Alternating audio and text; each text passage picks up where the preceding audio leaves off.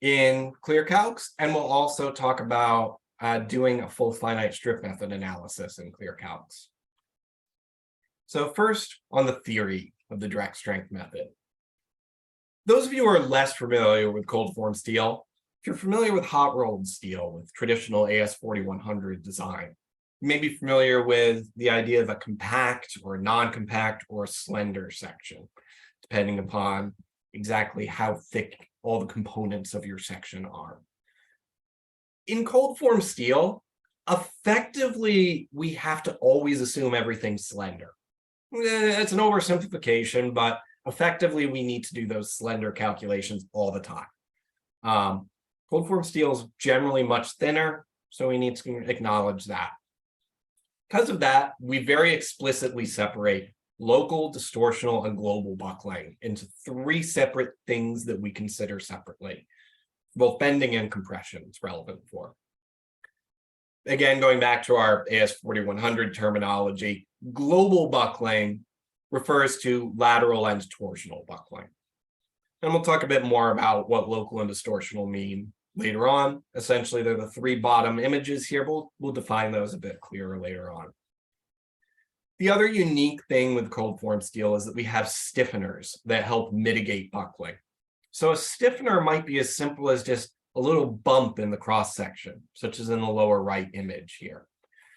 This helps to mitigate, helps to prevent local buckling in particular. It can help all types of buckling.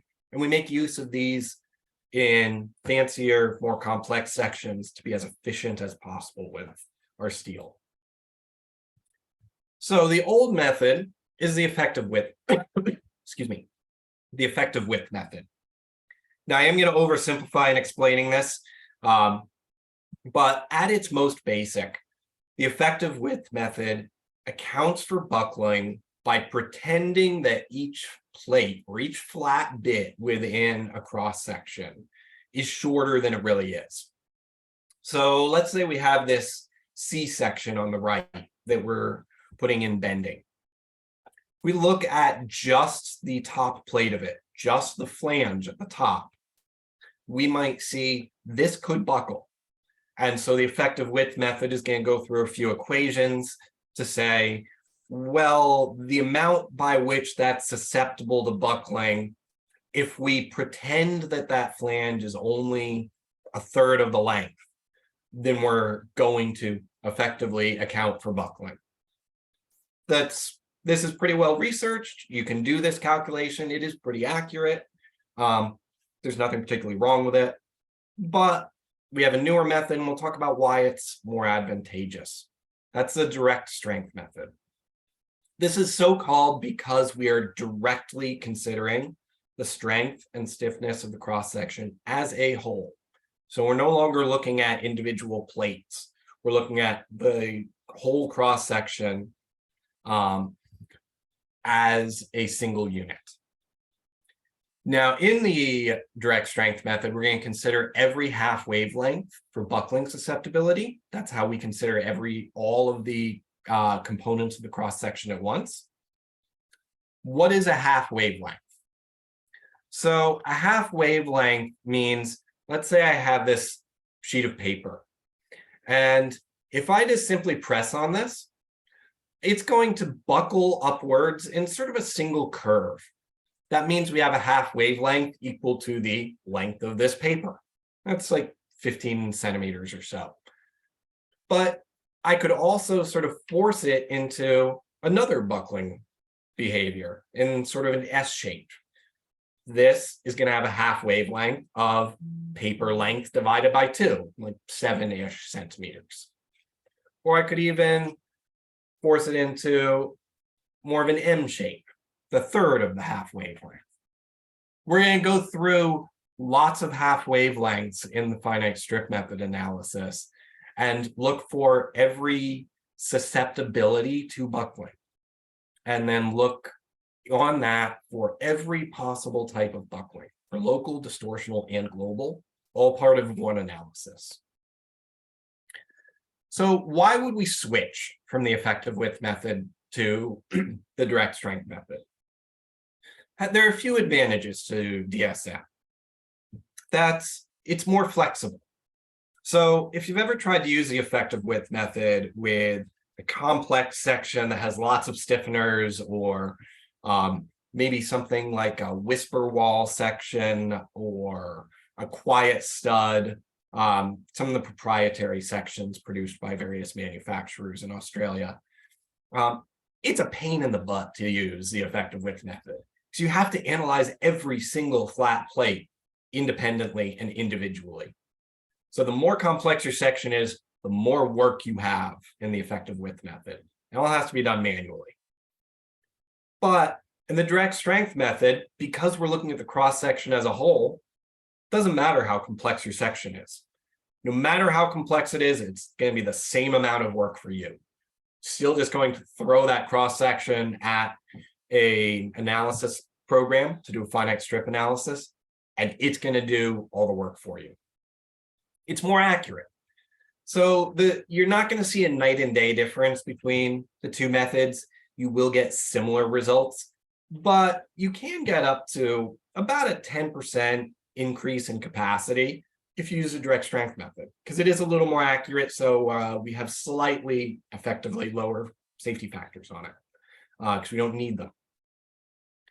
Again, not a night and day difference, but you might see a little bit of increase if you're trying to squeeze out every bit of capacity from your section.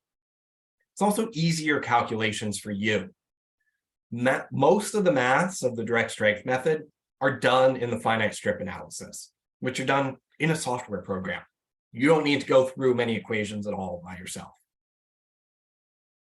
So just a quick interjection. So I'm talking about different buckling modes here. So we want to make sure we're all on the same page for this. There's local buckling, distortional buckling, and global buckling. These are the three images on the right that we have here. Local buckling is effectively if we lock the corners of the cross section in place, then local buckling is when only the plates bend.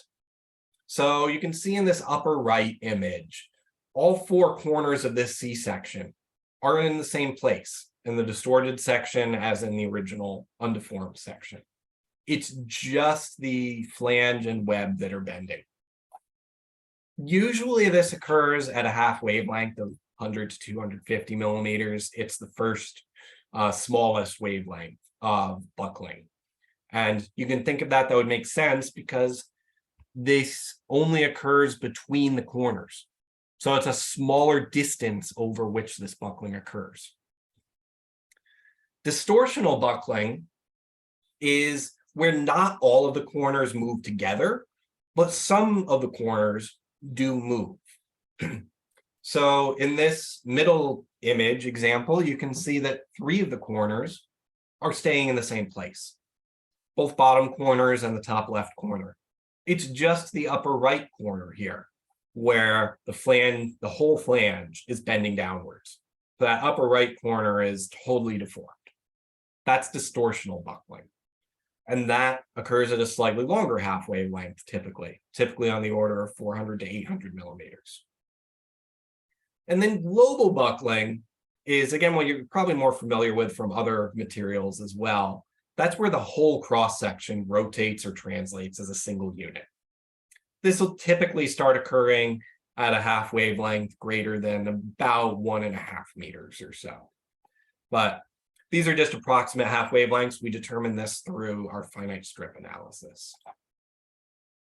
So what is finite strip method or finite strip analysis? This is what the standard calls the rational analysis method. So we're finding the critical buckling capacities of our cold form steel section using the direct strength method. Now, those of you who, probably most of you, have done a finite elements analysis of some form. In finite elements analysis, you typically have a whole bunch of little triangles or little rectangles that you're meshing a section with. In the finite strip method, in contrast, as in the lower left here, we're actually taking entire strips for each of our elements. So those strips are of arbitrary length. So we're taking the cross section of, say, our C section, and one strip is going to be the entire length of that C section. Might only be like 10 millimeters wide, but it's the entire length. When we go through a finite strip analysis, essentially what's happening, what the software is going to be doing, is it's going to calculate a half wavelength, each half wavelength independently. It'll start at, maybe the first one is 25 millimeters long. Every strip in that cross section will take the strip as 25 millimeters in length. Do one finite strip analysis. Then it'll calculate the next point. Maybe that's 30 or 35 millimeters. Every strip is now 30 or 35 millimeters. Do another finite strip analysis. This is a pretty quick analysis, as you can probably guess, for us to be able to go through this many points. But it is an independent finite strip analysis for every individual half wavelength. And yeah, that's what's going to be going on in the background. We're going to test every half wavelength individually. And at the end of the day, we come up with this plot of half wavelengths on the x-axis versus a load factor on the y-axis. The load factor is how easily this section is going to buckle at the given half wavelength. So there are a few different pieces of software you can use for a finite strip analysis. The first is CUFSM. This is developed by Johns Hopkins University. It's free. It is developed by academics who are not generally known for easy user interfaces. So while it's a great and extremely powerful piece of software, it is a pain to figure out how to use. It is designed by researchers who aren't really thinking about day-to-day design usage.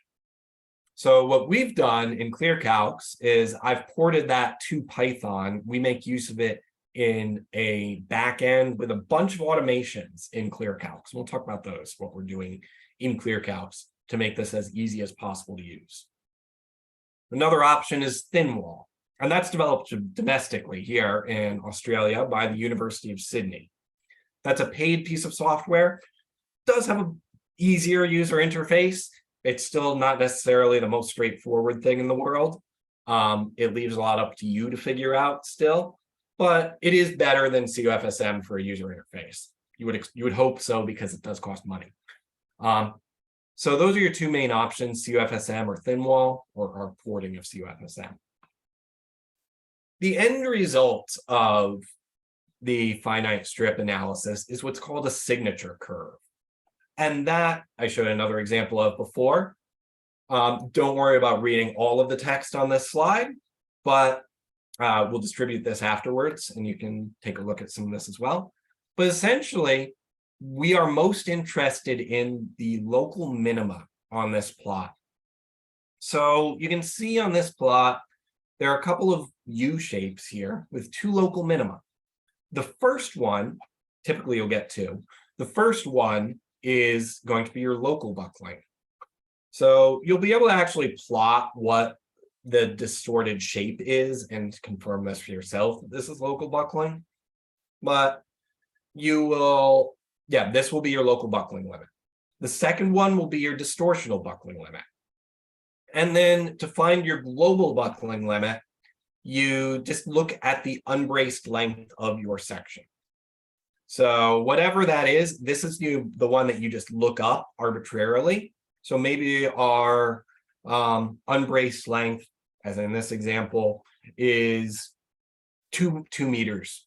We look up what that point is on this plot, and that is our global buckling limit. So local and distortional are the minima. Global is the half wavelength equal to your unbraced length. Now, this particular diagram is from the commentary to AISIS 100. That's the US's cold form steel standard. Now, I know I'm talking about the US here, but the direct strength method section of AS 4600 of the Australian standard is almost verbatim copied from AISIS 100, almost verbatim copied from the US. The main difference is, of course, unit systems, because America still insists on using the imperial system while the rest of the world uses metric. As long as you can read through that, I do highly recommend getting yourself a copy of the S100 commentary. It is free, and we'll include a link to it in the follow-up from this webinar as well.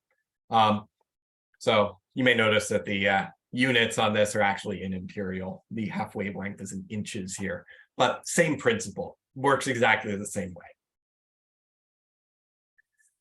Now, the previous signature curve I showed was very clear, had two really clear local minima that we could pretty obviously pick off a local and distortional buckling point from. That's not always the case. And because that's not always the case, we also need to think about how we classify these minima, how we find the correct point for the critical buckling limits for local and distortional buckling in particular. We have what's called the constrained finite strip method to do that. There are two ways in which that can work. One is by classifying the signature curve, and the lower left here is an example from CUFSM, where it's classified, in this case, a fairly straightforward signature curve, but it's not always this straightforward. You might actually find that you only have one clear minima and then sort of a plateau, and then that might actually be your distortional limit. You could look at how it's classified here to find where your predominant distortional buckling is occurring, where in this case, there's a whole bunch of green, or your local where there's a whole bunch of red. You could use this. What ClearCalcs does, and the other way to do this, is by doing multiple finite strip analyses, where we constrain the buckling modes. So we have three different analyses that we'll do in ClearCalcs. We have the traditional signature curve, that's the big bold line on this. And then we'll also do a specific local buckling analysis where we've prevented all distortional and global buckling. Effectively, we've locked all the corners in place on our section and found only where local buckling occurs. So you can look at the very clear minima, and this will always be a very clear minimum of the local buckling curve that we figured out to find where to get our local buckling value. Now, this actually isn't fully coincident. What that means is in this particular analysis, there's actually at this minimum a little bit of a mix of local and distortional buckling. That's fine. That actually is what we want. We still want that minimum. Then we'll do another medium analysis here, the sort of medium darkness line here, where we'll lock global buckling. We'll allow local and distortional, but lock global buckling. So in this, we can look for the minimum of this line, and that will be the location at which our distortional buckling limit will occur. And then global buckling is, again, whatever the unbraced length of our beam is. Beam or column. So that's sort of the core of the theory behind the direct strength method. How do you practically make use of this? That finite strip analysis is complex, and how do we make use of this in a day-to-day design? First, one quick note, there are actually limits to the direct strength method.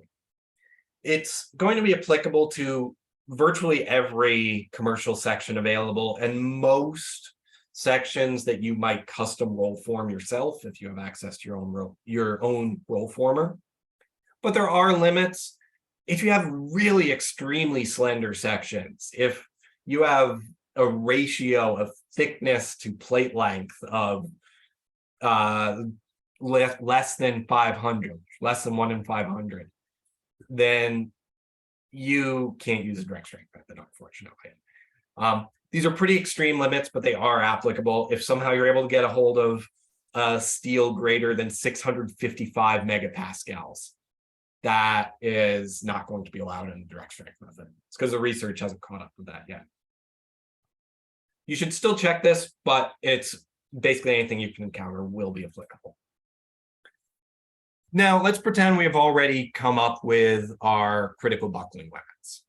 I mentioned once you have those, once you've done that finite strip analysis, you have those numbers, then it's just a couple simple equations that you need to go through. So in AS 4600, once we have that buckling limit, which is known as MOL, then we just calculate this lambda factor, and then based on the value of that, we pick one of two equations for the final capacity in local buckling. It's just that. Effectively, this is saying, let's look at distortional buckling limit. If it's less than some susceptibility to distortional buckling, then let's just assume that we get to full yield capacity. We get to full MY. If not, then we take effectively a weighted average of our something less than MY. But fairly straightforward equations there. That's it. That gives you your final local and distortional buckling capacities. Global buckling, we can do the same thing. As I mentioned, you can read off of the signature curve your unbraced length, and that'll be your global buckling capacity, critical global buckling. But for practical work, for a practical design, you may find it easier to just use some of the analytical equations that we have. So especially if you have a standard C or Z section, you can just use the analytical formulae. And that's a pretty straightforward equation as well. It's just this, as we show on the screen. The only thing you need is, the only thing that's unique for different types of sections is our FOY and FOZ values. That's the stress at which torsional or lateral buckling occurs. So yeah, that's also a fairly straightforward bit of calculation, and that's really all you need. The one additional thing I'll add, and I'm not going to spend a lot of time on this, but there is also inelastic reserve capacity. If again, you are trying to squeeze every little bit of capacity out of your section, this is optional. You don't have to consider it. You can consider inelastic reserve capacity. There are a couple circumstances where you can't, most notably if you're welding your cold form steel section at all, then you can't use inelastic reserve. What this means is that we're going to allow a small amount of the cross section to yield in a very localized manner. So not in a way that's going to affect stability or buckling, but we'll allow small amounts of yielding. Maybe we'll just allow like the top right corner of our section to yield just a little bit. Not enough to cause any problems with stability, but we'll take advantage of every little bit we can. You are allowed to do that. And effectively, this is mostly one equation, mostly just affecting global buckling. You're taking a weighted average of the yield and plastic moments of your section. So your final capacity is then just take the minimum. It's just the minimum of your local, distortional, and global buckling capacities that you've calculated there, multiplied by your phi factor. Phi is 0.9 in bending or 0.85 in compression. And that's it. That's your final capacity. Now, a couple other just notes to here. That's for load interactions. So when we are looking at bending shear interaction, for example, we do need to have compatible equations here. So there is actually some slight difference in the equations for calculating shear if you're using the direct strength method versus if you're using the effective width method. There's not anything inherently different with the theory, but we need to use slightly different equations in order to be able to include everything in one limit check. Now, the one note I'm going to make here, just because it's something that's very easy to miss, that is easy to make a mistake on if you're doing this by hand, is in this bending and shear interaction equation, our moment capacity is M sub S. It's not M sub D. It's not what we just calculated as the minimum of our buckling capacities. That M sub S is specifically the local buckling capacity without consideration of global buckling. What does that mean? Fairly straightforward.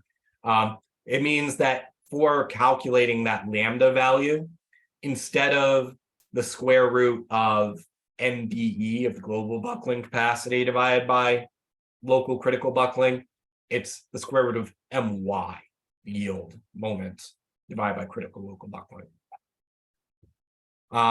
And then bending and axial. If we have both bending and axial in a single member, then we first separately calculate pure bending and pure axial capacities. And then you can combine them together using the direct strength method with, again, one pretty straightforward equation. These are just the MB and axial capacity values that we calculated previously. So one equation that gives you your bending and axial.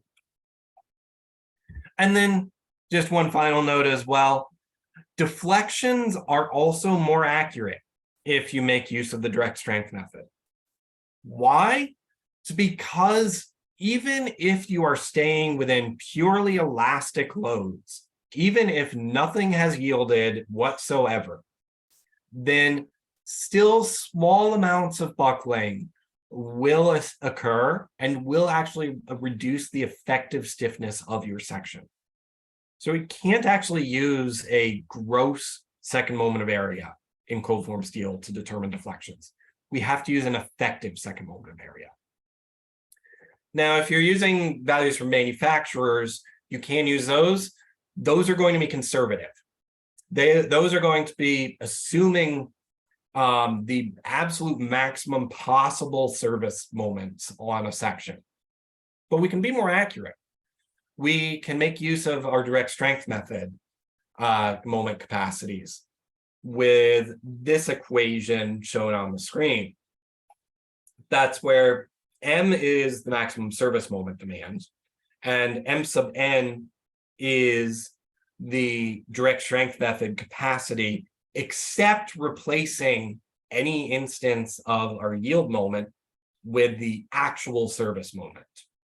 So instead of saying, let's wait until yield, we're saying, let's look at exactly how much buckling is going to occur in this cross section under service loads and consider that for deflections. Now, one quick note additionally with this can make for slightly unexpected behavior in deflections. It means that if you have particularly high service moments, then the deflection is going to increase non-linearly. You're probably used to, if you put on twice as much moment, you're going to get twice as much deflection. That's the case for most materials. It's not the case for cold form steel. Because cold form steel, the more moment you put on, the more deflection you're going to get, the more buckling you're going to get. So that deflection can increase non-linearly. It's going to increase faster than just straight proportionally with your loads. So what does that actually all equate to in ClearCalcs now? What does this workflow look like in ClearCalcs? So I'll go to clearcalcs.com and log in. I'll use my Google credentials to log in my company account. And we are based around the idea of projects, for those unfamiliar with our platform. So a project is typically going to be one building. You can make it whatever you want, however you make use of our platform, however you feel best suited to. We do support multiple building standards. Obviously, we're focused on Australia right now.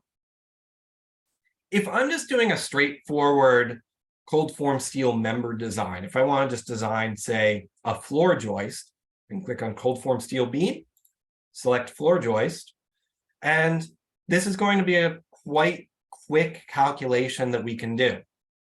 So let's say I've currently got a Z section here with some default floor loads that are going to be normally applicable. Let's say I want to use a C section instead.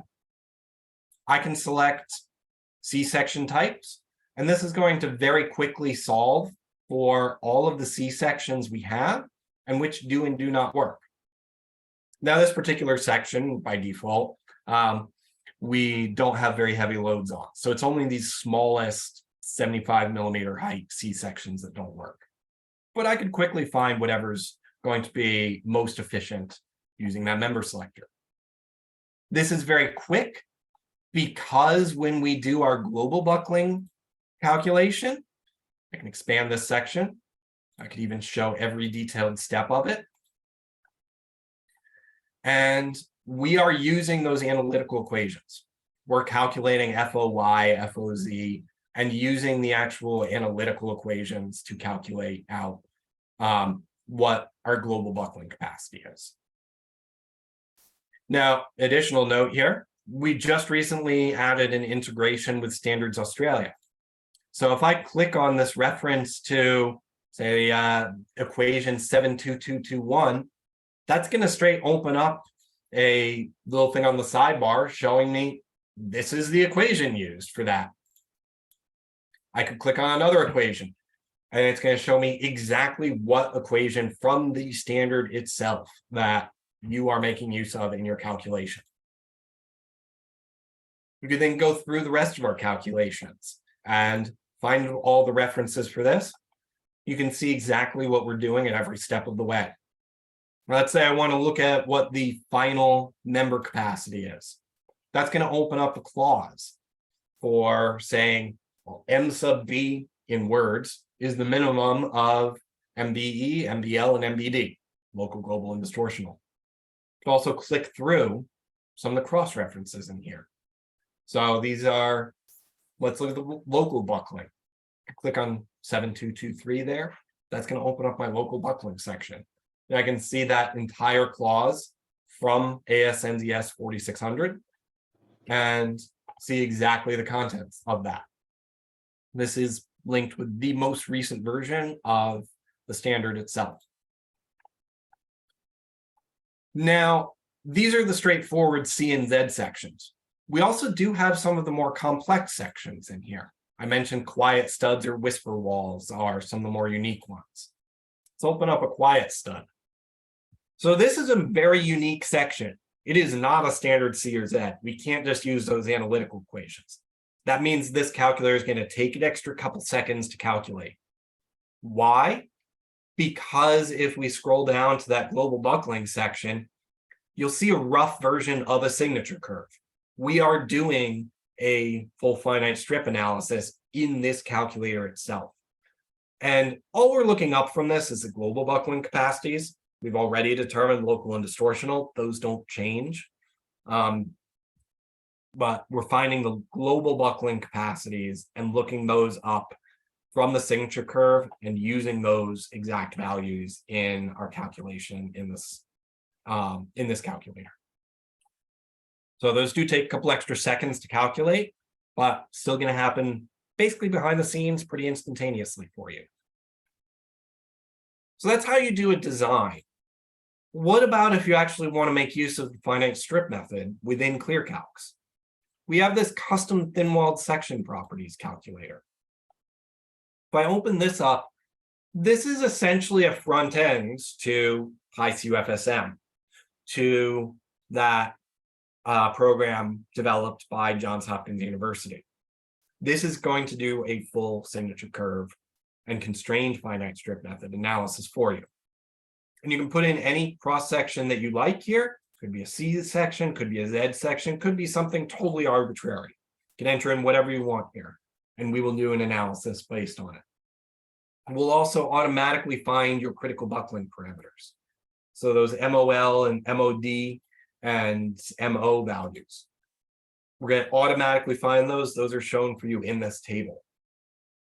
Now, this is still a little bit of an imperfect science. So let's say if I decrease the thickness of this section, I happen to know this is the case for this one. You won't always encounter this for thinner sections. But we'll actually give you a warning saying, hey, for this particular cross section, you've come up with an unusually big distortional buckling half wavelength. It looks like it's at 1500 millimeters. And we mentioned it's usually within a realm of 400 to 800 millimeters. So that's well outside the range. Use your eyes, use your human judgment to make sure this is still reasonable. Now, I can look at this and see, well, this actually is a fairly normal looking signature curve. there are two local minima on it. There's one that's clearly a first one, clearly a second one. Well, yeah, okay, it looks like that distortional buckling is actually where we found it. It is at that second local minimum. Realizing that this can get a little more complex if you have incredibly unusual sections, but we are working on refining that based on some of the latest research coming out in the constrained finite strip method and in doing this analysis automatically. But probably 99% of the time, this can work automatically for you just fine. And this will find you those critical buckling capacities. You can also load from any direction you'd like. So you might have bending about the top, or you might have a pure axial load, or you might be loading from one of the weak axes. This will give you different signature curves. You get different signature curves for all of these. And one quick note too, if you have bending about the minor axis is usually going to have only one minimum. That's because local and distortional buckling basically happen at the same time. And you would use the same value for both local and distortional in your analysis. So that is our demonstration in general in ClearCalcs. Happy to take any questions now. Thank you all for attending. I'm happy to take any questions. If you put them in the chat, we can address anything that you'd like about the finite strip method, direct strength method, about ClearCalcs in general, or anything that you are wondering about. And while I'm waiting for any questions, just a quick note, we will send you a recording of this webinar after we're done by email. Please give us a day or two to do that. If we do need to go cut and edit our recording here and put together the materials. There will also be a survey when you leave this webinar. We'd appreciate your feedback on any ways that we could improve future webinars. And of course, we do pride ourselves on our customer service in ClearCalcs. If you have any other questions, if anything comes to mind after this, send an email to help@clearcalcs.com or use the little help button in the ClearCalcs platform itself. And we will. What about the shear capacity of these complex sections? So the shear capacity of more complex sections, the really right way to do it is to do another direct strength method analysis of just the plate, of just the web portions, just the vertical portions of your section. Practically, shear tends not to control in most cold form steel. It is relevant for bending and shear interaction. You do need a value for it. For those complex sections, the best thing I'd recommend in most cases, like let's say we have our whisper wall section, and what we do in ClearCalcs is just sum up the total web here. Just sum up this top bit of web, this bottom bit of web. That's going to be most of what's going to contribute to your shear capacity. The caveat is take into account your shear buckling length is slightly different. Buckling is going to occur only over this length. It's not going to occur over the total length of your web. So just consider the shear buckling calculation for only the biggest contiguous length of web. So few questions in here. I'm going to try and go top to bottom on this. So connections. Connections we do not have yet in ClearCalcs. It's definitely on our feature request list. John Burge, I'll add your name to our requests. And the more requests we get for this, the higher priority it is, the sooner we'll get it done. As far as actually the engineering behind it, largely similar to hot rolled steel. The biggest difference is that we have to worry about pull through as a failure mode much more readily. That means the head of your screw or bolt pulling through the member itself and enlarging the hole, stretching the hole. and just pulling straight through. So there are some additional equations to consider for that, on top of what you're normally used to with just bolt failure, screw failure, whatever, or weld failure in hot rolled steel. When will ClearCalcs have aluminium calculations, looks like, per Australian standards? That we've not gotten a lot of requests for. We're aware there aren't really other options out there, unfortunately, in design software for aluminium. We'd actually love as a company to just corner that market and just say, hey, we're the only software out there that does this. But we'd love to get some feedback from you as to what specifically you would be looking for in that. So Konst Popov, send us another message and let us know what's the minimum you need in an aluminium calculator. Is it just bending? Is it just simply supported spans? What is it that you would need to be useful to you, to start being useful to you? Edith Fan asks, does ClearCalcs provide bending calcs about the weak axis? We do, in fact. And this is new in our calculators. You may not be used to seeing it if you have looked at our calculators previously. We do only offer it for more standard sections. So if I go back to a standard C section here, I am able to change beam orientation. So this is the same type of lookup as we have on all of our calculators. So this allows me to load my C section about the minor axis.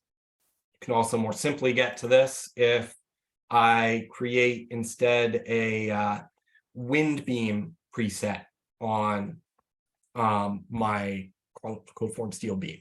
Yeah, we do have weak axis loading now for cold form steel beams in Australia.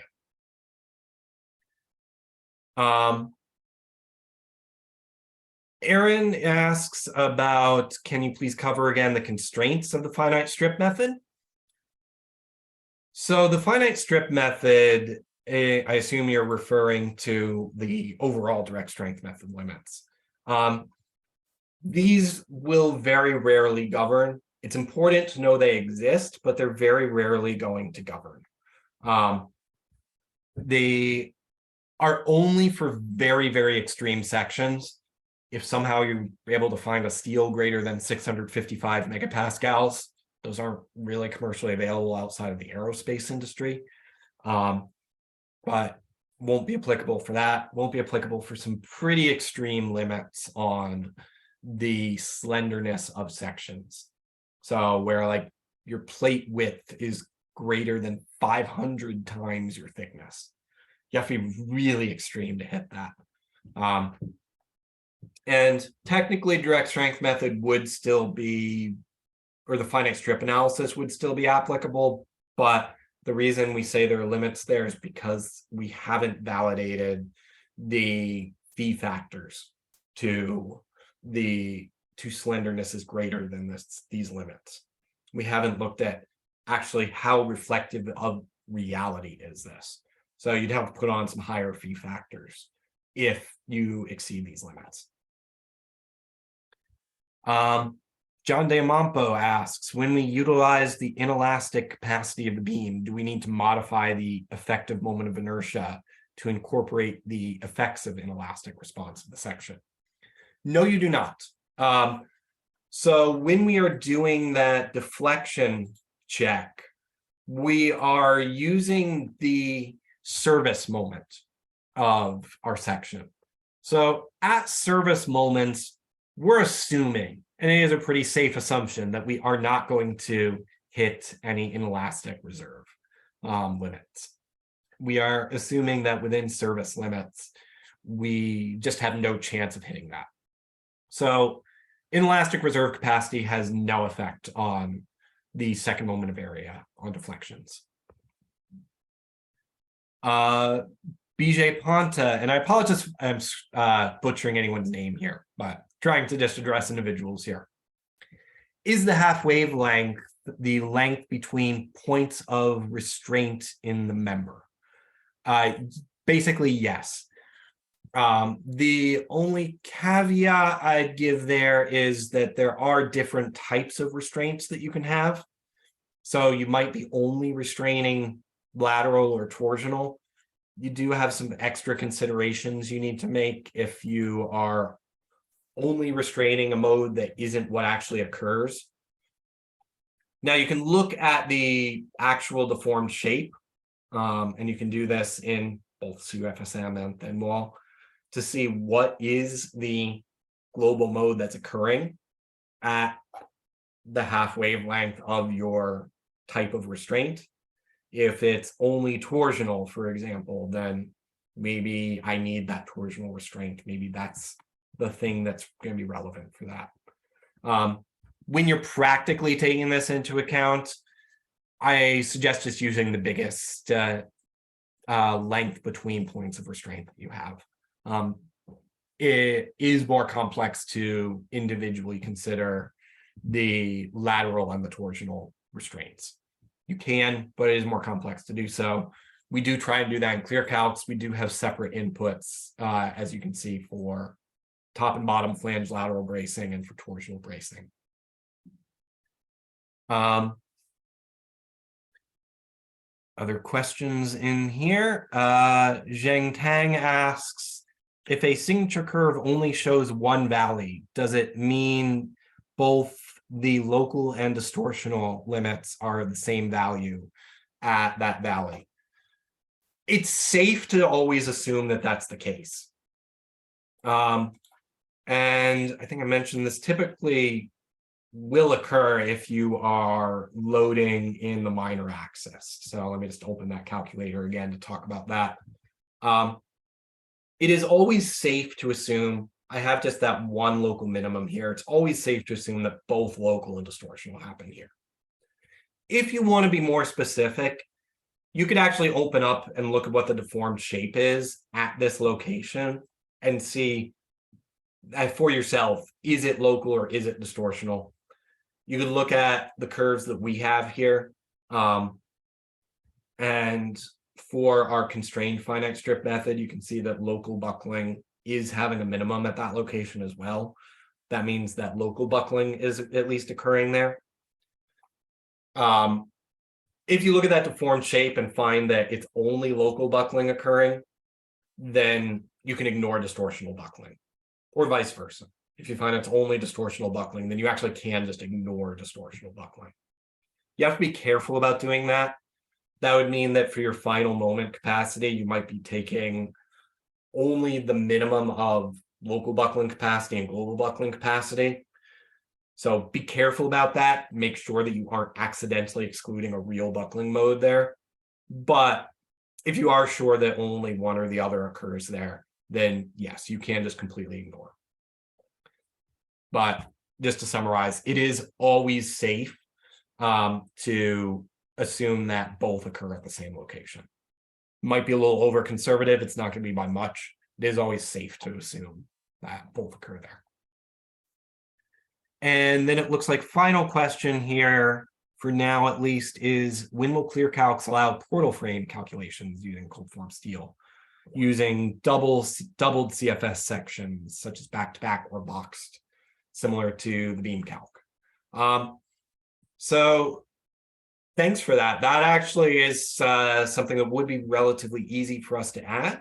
We can definitely add a feature request for that. As a general rule, we don't give specific timeframes for exactly when we'll get that done. Our development team operates on a sprint by sprint basis, and we do try and prioritize whatever is going to be the most valuable for our customers in each individual sprint. So we aren't going to guarantee a time frame for that, but I will say that that's fairly straightforward.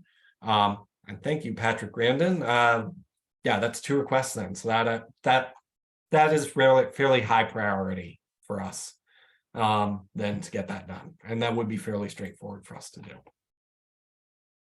For anyone less familiar with what's being talked about there, our portal frame analysis, it looks like a couple of pluses added to that comment as well. So, okay, sounds like a lot of people want that.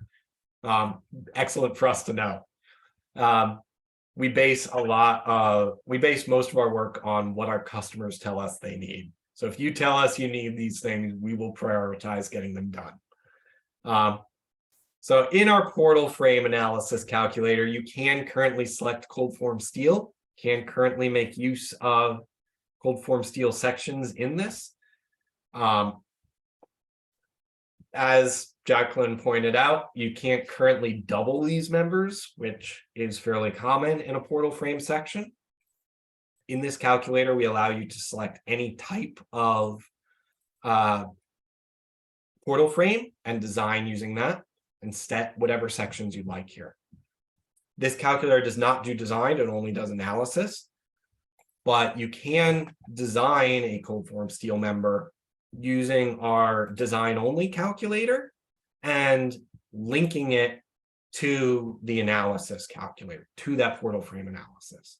So I can create a link to my portal frame analysis and say I want to design the left leg of this. That's going to automatically pull in the section I selected in my portal frame and do all the design calcs, as we talked about using the full direct strength method in this calculator. So we know that's a little bit of an obnoxious workflow there, but it is possible, and you can fully design any cold form steel members here. Just another comment about connections I see there. So connections we do not have yet. Again, let us know if you would like to see those. And if so, what specifically type of connections do you want to see? Is it just screw? Is it just bolts? Is it welds? Is it all of those? What's most important to you? We'll prioritize that based on what you request as users. That is how we prioritize our work here in ClearCalcs. Awesome. So it looks like that's all the questions I think I see in there. Addie or Chime, correct me if I'm wrong, if I've missed anything amongst all of that. But if that is it, then I'll stay on for a couple more minutes, just for anyone else who has questions. But thank you very much for attending. Again, we'd greatly appreciate if you fill out the survey at the end of this webinar. Helps us improve and give better webinars in the future. And within the next couple of days, we'll send you a recording of this webinar and a couple of the resources I mentioned along the way, such as the ASI commentary and where to download those software packages where you can do the finite strip analysis. So again, thank you very much. Hope you all found this helpful, and let us know any other questions. We're always available on customer support, and we do get back to you within one business day whenever you let us know on customer support.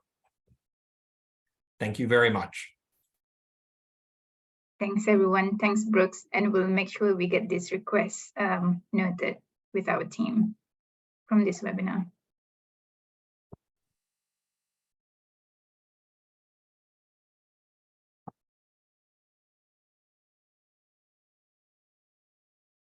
All right, so yeah, looks like that's it. Addie, let's close this out, and thank you everyone for attending. Thank you, guys. Thanks, everyone. See you. See you.